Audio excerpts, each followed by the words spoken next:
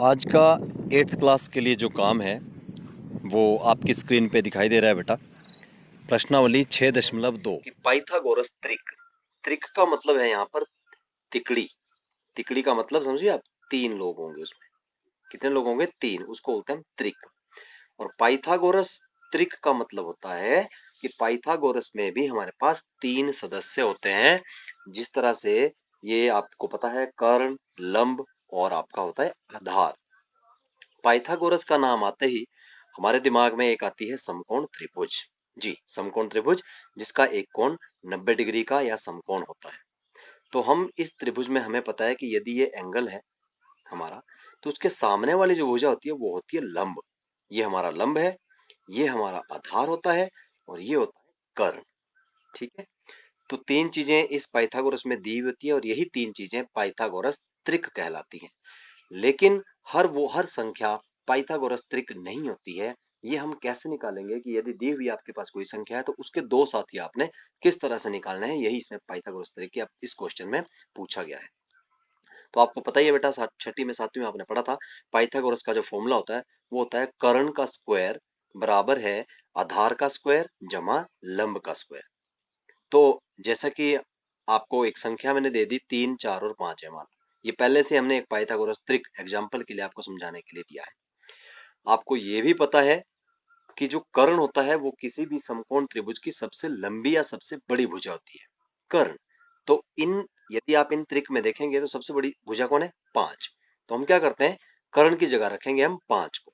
मतलब 5 का स्क्वायर बराबर है आधार और लंब, आप किसी को भी ले सकते हो, 4 को भी ले सकते हो और 3 को भी ले सकते हो।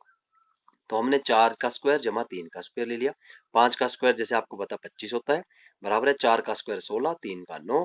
जब इसको हमने प्लस किया तो 16 और 9 25 25।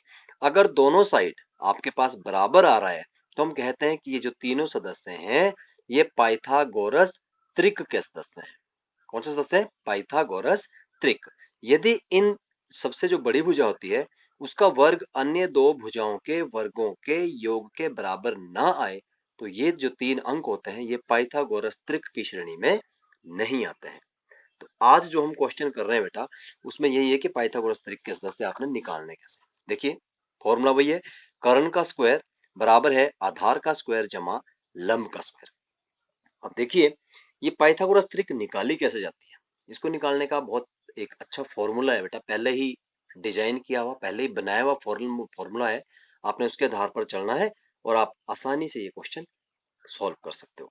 देखिए, कर्ण का स्क्वायर बराबर है आधार का स्क्वायर जमा लंब का स्क्वायर। इसमें कर्ण जो है वो हम डिसाइड करते हैं या वो हम फॉर्मूले के तहत लेते हैं एम स्क्वायर प्लस 1। अब आप कहोगे कि सर ये एम कहां से आ गया, मैं आपको बताता हूँ। आधार होता है एम स्क्वायर माइनस 1, स्क्वायर हमने इसका ही लिया, और प्लस 2m का स्क्वायर। अब हम पाइथागोरस में त्रिभुज की ओर आते हैं। कर्ण को हम मानते हैं एम स्क्वायर प्लस 1। ये इन तीनों दोस्तों में सबसे बड़ा है एम स्क्वायर प्लस 1। एम की कोई भी वैल्यू डालेंगे तो इसकी वैल्यू सबसे ज्यादा आएगी, क्योंकि ये स्क्वायर हो रहा है फिर उसमें एक प्लस भी हो रहा है, ये सबसे बड़ी वैल्यू आएगी। और ये जो 2m और m स्क्वायर माइनस 1 है, इन दोनों में से कोई भी क्वेश्चन के अनुसार छोटा या बड़ा हो सकता है, इसलिए एक को आधार लिया और एक को हमने कर्ण लिया हुआ। ये फॉर्मूला है निकालने का बेटा। जैसे आयत का फॉर्मूला होता है ना, क्षेत्रफल का लंबाई गुना चौड़ाई, पहले फॉर्मूला बना है, इसी तरह से पाइथागोरस त्रिक का भी एक फॉर्मूला बना है। आपने केवल संख्या उसमें पुट करनी है, बहुत आसान क्वेश्चन बनेगा आपके लिए। कर्ण को क्या मानेंगे? सबसे बड़ा। सबसे बड़ा कौन होता है? M square plus 1। और इन दोनों को आप किसी को भी पहले लिख सकते हो, चाहे इसको पहले लिखो चाहे इसको पहले लिखो। अब हम क्वेश्चन को पकड़ते हैं किस तरह से। मैंने क्या किया कि 2m को पहले लिख लिया, आपको क्वेश्चन अच्छे से समझ आया इसलिए मैंने इसको इधर को लिख लिया। मतलब 2m plus M square minus 1 और ये एम स्क्वायर प्लस 1, इसको हमने राइट हैंड साइड में ले लिया। होना स्क्वायर है फॉर्मूले के हिसाब से, लेकिन मैं निकाल रहा हूं अभी कर्ण, लंब और आधार। स्क्वायर हम बाद में चेक करेंगे। ओके।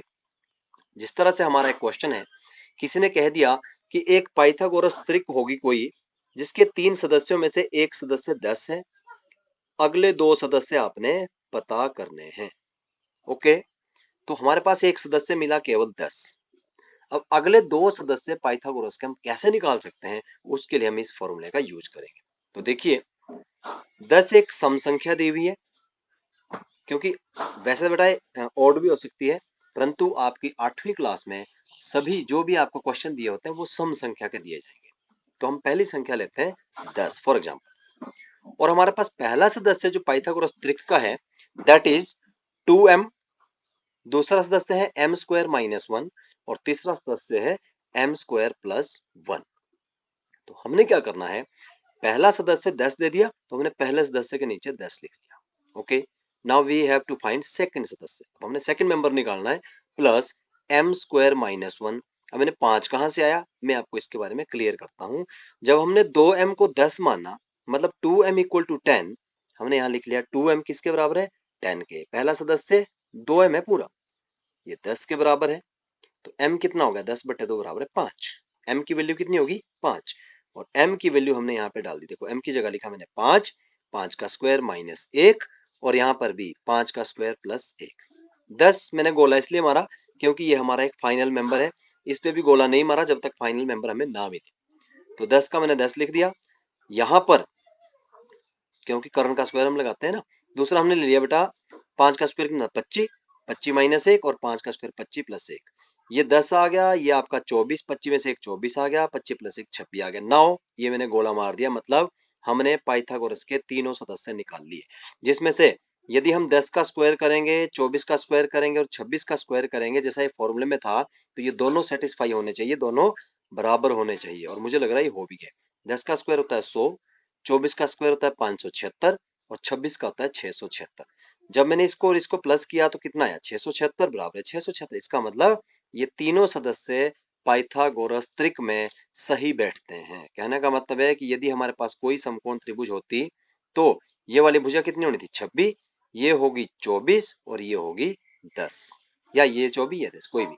अब ये बन गई पाइथागोरस त्रिक, कौन कौन सी, 10, 24, 26, और ये इसी फॉर्मूले को सेटिस्फाई भी करते हैं, 2m m स्क्वायर माइनस 1। इसी तरह से आपकी प्रैक्टिस के लिए बेटा मैंने कुछ क्वेश्चन यहाँ पे बनाए हैं, जिसमें पाइथागोरस का एक सदस्य दिया पहली बार 12, पहला क्वेश्चन है।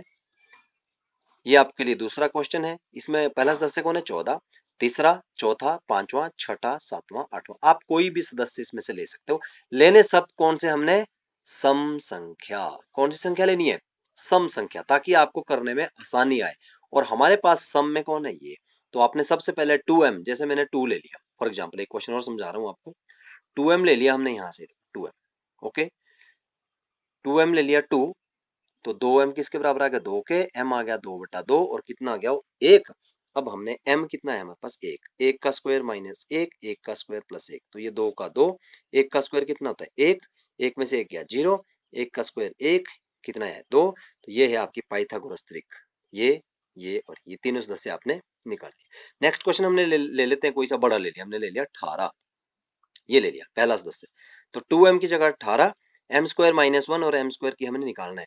तो 2m किसके बराबर लिया, 18 के, तो 2m बराबर है 18, m कितना है 18/2, 18/2 कितना होता है 9, तो m कितना आ गया 9, m स्क्वायर माइनस 1, नम नम 81, 81 माइनस 1 80, और नम नम 1 प्लस 1 81 प्लस 1 82।